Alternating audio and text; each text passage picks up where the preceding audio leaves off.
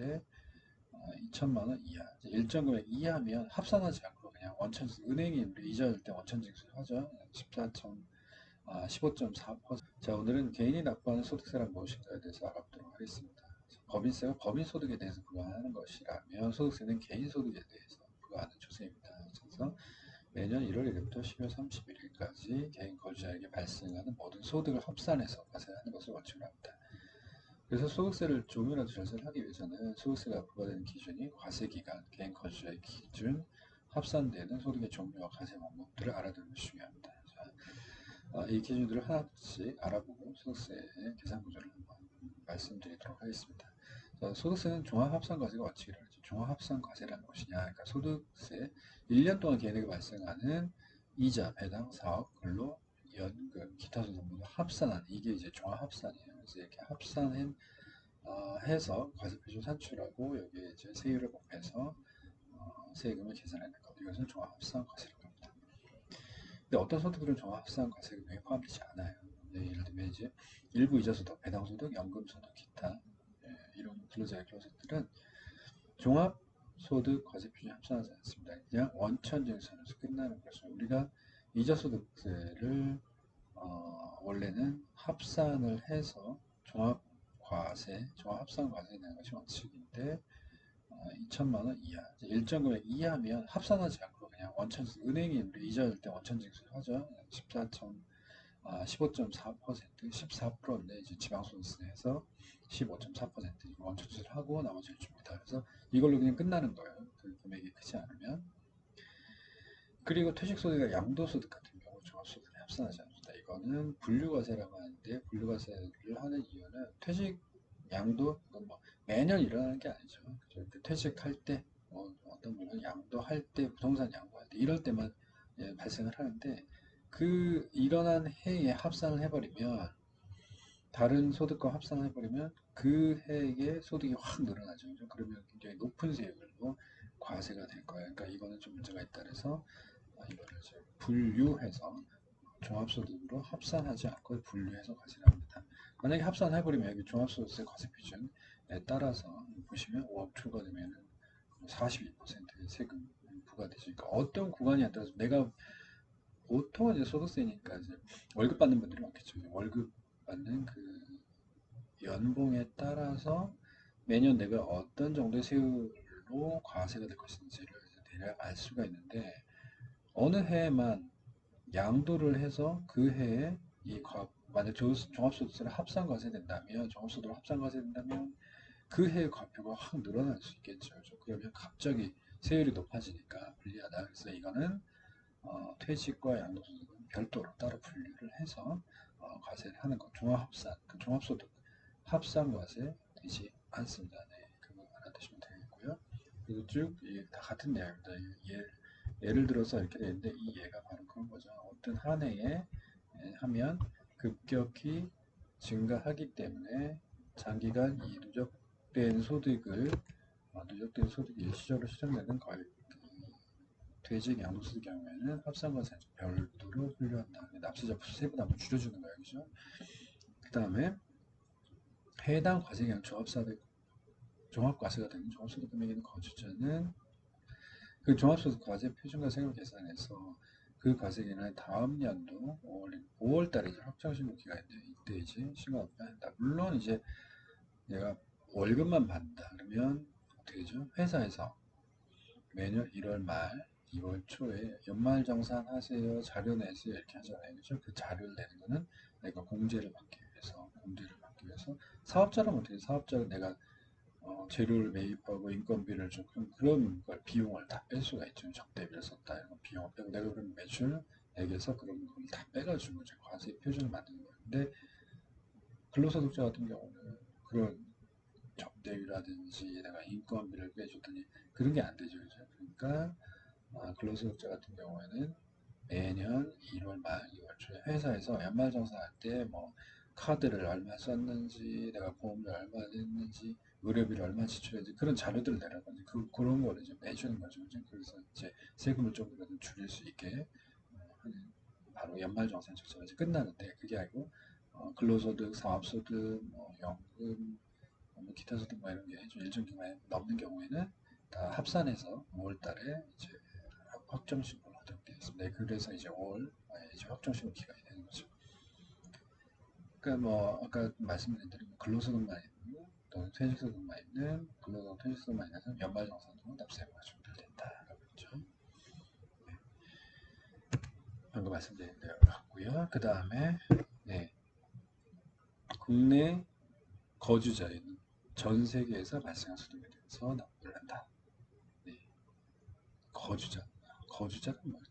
국내 주소를 두거나 1년에 183일 이상 거주한 장소를 둔 개인을 말하는 거야. 이 이제 국내 거주자. 이거는 국적과 상관이 없어요. 그러니까 외국인이라 하더라도 한국에서 주소를 두거나 1년에 183일 이상 거주한 장소를 둔 개인이라면 한국에서 세금을 내야 되고 한국에서 뿐만 아니라 전 세계에서 벌어들인 소득에 대해서 한국에서 세금을 내야 한다. 물론 이제 뭐 다른 나라의 국적을 가지고 있고 다른 나라의 거주자 요건도 충족하는 경우에는 예, 어느 나라의 거주자인지를 좀 더 따져야 되고요. 그 조세 조약에 따라 또는 우리나라에서 세법에서 정한 어떤 비과세 감면 이런 규정에 의해서 이제 우리나라에서 안 낼 수는 있겠죠. 근데 이제 이론상으로는 우리나라 거주자에 해당하며 우리나라에서 벌어진 것뿐만 아니라 전 세계에 발생한 소득에 대해서 납부를 하게 된다.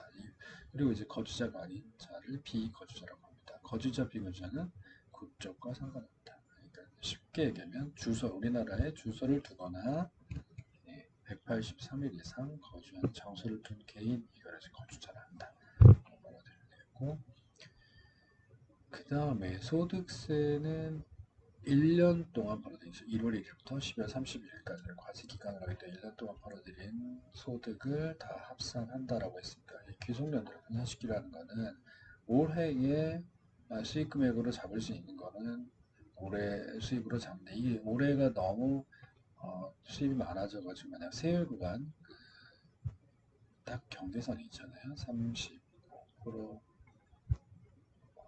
42%막 이렇게 막 올라가는 구간, 38%막 이렇게 구간에 걸쳐 있는 경우에는 소득을 올해 귀속시킬 거를 내년에 귀속시키면 좀 소득을 분산시킨다.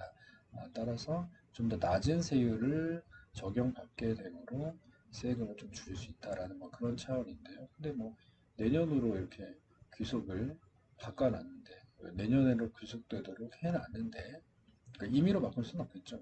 언제 돈을 이제 계약을 뭐 달리 한다거나 계약을 올해 할 거 내년에 한다거나 뭐 이런 식으로 하는데 물론 이제 내년에 만약에 수입이 더 많아졌다 그러면은 이거는 아무 의미가 없겠죠.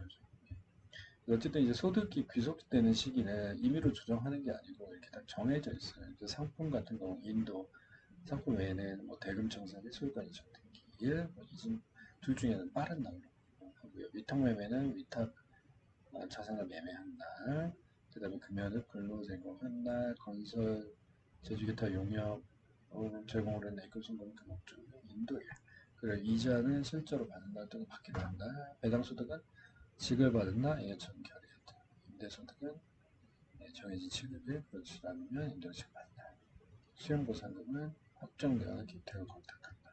보험차익은 수령하에 발생하는 보험차익 보험 지급이 확정된 날이죠. 지급이 확정된다. 자, 금융소득도 분산시키겠다라고 했는데 원칙적으로 이자세 배당금 14%에서 결정해서 원천수납 그다음에 지방소득세까지 하면 15.4%라고 했죠. 원래는 이제 이렇게 보통은 원천수 종결되는데 만약에 연간 이자나 배당을 받는 금액이 2천만 원 초과하는 경우에는 초과하는 금액은 이제 합산해서 나중에 이제 5월에 확정 신고를 해야 된다라는 것이죠.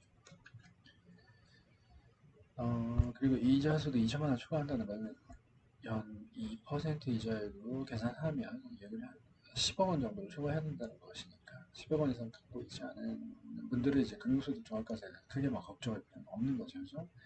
그리고 모든 금융소득 과세하는 게 아니라 이제 비과세 소득 이것들은 합산할 필요가 없고요. 그 다음에 그냥 원천징수로 전결되는 것들도 있고 이런 비과세 원천징수 전결되는 것들 뭐 이런 상품들도 있다라는 것이고 그 뭐 이거는 뭐 이해네요. 2천만 원 이하면 14% 원천징수로 끝나고 원천징수 분리과세로 종료된다.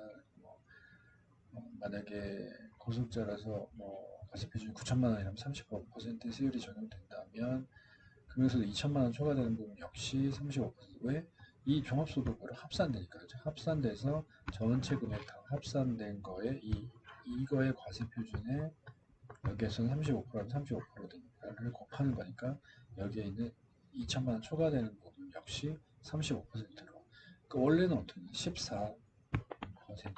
14%로 원천지수로 끝나는 거였는데 이렇게 금융소득 2천만 원 초과한다는 경우에는 초과하는 부분 종합소득으로 합산되니까 합산되는 거에 해당되는 그 세율 35%만큼 곱해진다 라고 하니까 상당히 좀 세부담이 확 늘어나는 거죠. 세부담이 확 늘어나는데 만약에 2천만 원